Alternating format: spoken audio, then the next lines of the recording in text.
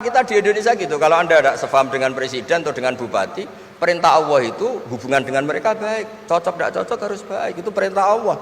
Jangan yang cocok jika kita membebek, tidak punya prinsip, tidak punya ideologi. Saya diundang di sini, kalau nuruti nafsu saya tidak cocok, kiai kok diatur-atur. Tapi perintah Allah disuruh menghormati kawan, kata Rasulullah di sebuah hadis, inna min abaril birri silatar rajul ahla wuddi abih. Kebaikan tertinggi itu adalah berkawan baik sama teman bapaknya. Saya ini dekat sekali sama Profesor Zaini Dahlan, sehingga harus menghormati putrinya. Sebetulnya wajib hormat itu dosen UGM, kalau enggak dipecat kan. Tapi saya punya konstitusi sendiri. Jadi kalau hidup kamu sudah bertautan dengan Allah, semuanya indah. Maka yu'minu billahi wal yaumil akhir falyukrim jarahu. Kalau kamu iman sama Allah dan Rasul, hormati tetangga kamu. Bukan pakai hukum sosial, kalau baik saya baiki, kalau enggak. Berarti ada terdikte oleh makhluk, terdiktelah oleh Allah Subhanahu wa taala yang suruh supaya kita selalu baik. Nabi mencontohkan ada 3 tetangga. Satu punya 3 hak, yaitu dia muslim, dia kerabat kamu, dia tetangga kamu. Yang 2 punya 2 hak. Dia muslim, dia tetangga kamu, tapi tidak keluarga kamu. Yang 1 punya 1 hak, dia tidak muslim, tidak kerabat, tapi itu tetangga kamu, yaitu non muslim, juga harus baik. Suatu saat Khalilur Rahman Ibrahim ditemani orang Majusi, umurnya 70 tahun. Cerita ini ada di Ihya, di Ar-Risalah Al-Qusyairiyah. Ya meskipun ini tidak bidang Pak Munjid, tapi referensinya saya sebut sebagai penghormatan pada UGM. Kamus keren, masa ngomong tanpa referensi. Nah, itu nanti ini pasar gelap kata beliau. Kalau ada kiai yang referensinya tidak banyak, kata beliau pasar gelap katanya. Saya minta makan kali ini saja, kata Khalilur Rahman Ibrahim, hatta tuslima, kamu harus Islam dulu. Terus orang ini putus asa. Wallah itu sudah pulang setelah sekian meter sama Nabi Ibrahim, sama Allah. Nabi Ibrahim dikasih wahyu, ya Ibrahim, kamu tidak mau ngasih makan orang itu meskipun hanya 1 hari? Enggak, karena dia masih kafir, non muslim. Ut'imuhu ala kufri sab'ina sanatan. Itu orang sudah umur 70 tahun, enggak pernah kelaparan. Sayang Tuhan saja ngasih makan, kamu manusia enggak mau. Jadi. Terus dipanggil akhirnya, ya Majusi sini, tak kasih makan. Kenapa kamu rubah? Ditegur sama Tuhan, karena kata Tuhan, saya yang Tuhan saja, yang dikafiri dia tak kasih makan, kok kamu manusia kok ribet. Akhirnya dikasih makan. Jadi contoh-contoh muamalah kebangsaan, beda agama itu cukup, referensi kita cukup. Yang enggak cukup adalah pikiran kita yang sempit, itu masalahnya pikiran kita. Wong Islam itu kepenak, enak betul. Saya punya saudara, punya keluarga, saya tadi cerita Pak Kures. Wah itu haternya banyaknya bukan. Tapi bilang ke saya, "Dahlah Gus, kita sama-sama wali. Syaratnya wali itu hanya 2, dicintai banyak orang atau dihujat banyak orang. Kalau dihujat banyak orang itu ngilangi dosa kan." Islam itu enak, dicintai orang ya ibadah, dirasani orang ngilangi apa? Dosa. Maka kamu jadi dosa, tenang saja. Kalau mahasiswa senang energi kebaikan, kalau tidak senang ngurangi dosa, kan enak kan? Monggo jenengan milih mana? Milih banyak pecinta apa banyak yang membenci? Tapi apapun itu, terus kembali ke Pak Kures tadi, yang semuanya dari semua itu adalah Allah Subhanahu wa taala. Kalau kamu nyari ridhonya Allah, enteng semua kan? Sudah enteng betul. Menyabari orang yang menyinggung itu ya ibadah. La taghdab, faradada miraron faqala la taghdab.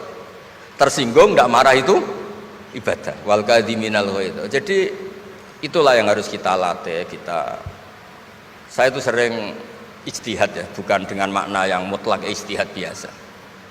Saya ini termasuk kiai yang susah diundang. Saya datang ke sini bukan sebagai UGM, Bu Ova itu putra dari Profesor Zaini. Jadi jangan GR Pak Munjid kalau saya diundang UGM terus Pak Jumawa undang, biasa aja.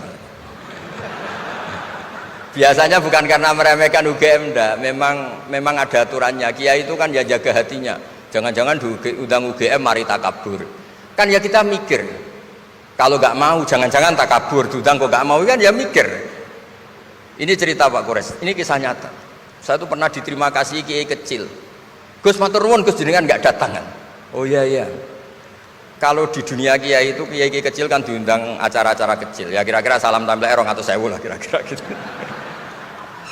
Gara-gara saya tidak datang dia lakon itu ya lakon dia yang disalami template, yang dicium. Oh itu kalau jenengan datang saya mahjub, saya tegak kanggo gitu. Jadi dianggap uang 200.000 itu dari saya. Ternyata menghadiri acara kecil itu tidak solusi juga. Kalau kita kiai besar datang ke acara kecil, ini namanya menghentikan rezekinya yang kecil.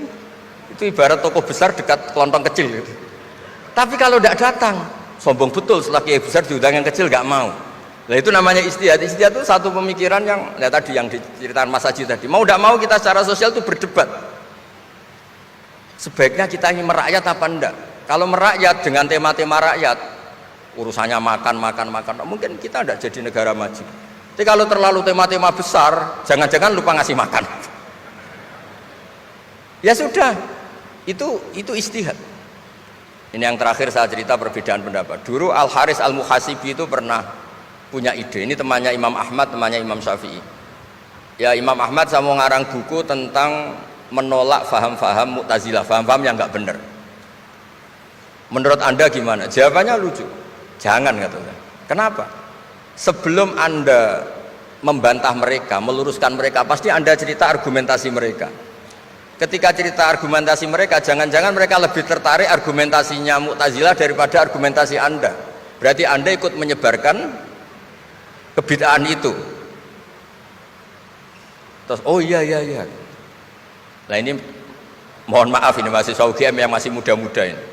Misalnya rektorat bikin pengumuman, nyun sewu ada gambar yang seronok, yang menarik, terus ditulisi gini, jangan lihat ini bahaya. Misalnya. Orang lihat tulisan jangannya apa ngelihat gambarnya? Nah, tidak semua kebaikan disebarkan itu baik karena ini ada hitung-hitungannya. Saya sebagai ulama ahli sunnah misalnya, tahu madzhab Mu'tazilah, tahu madzhab yang lain-lain itu dari cerita ulama itu.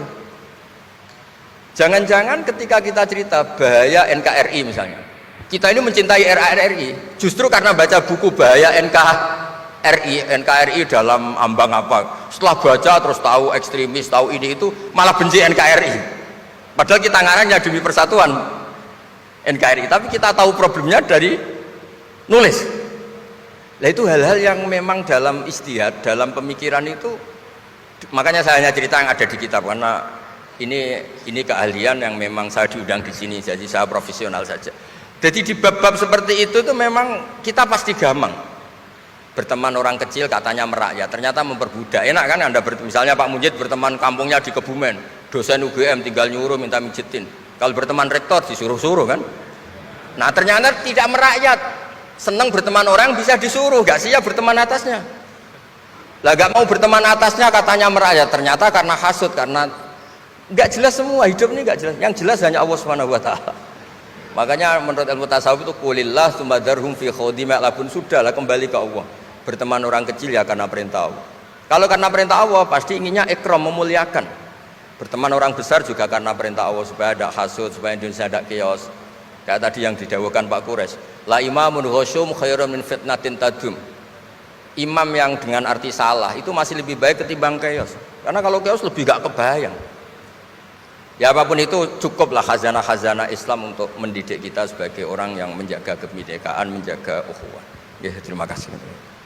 Oke.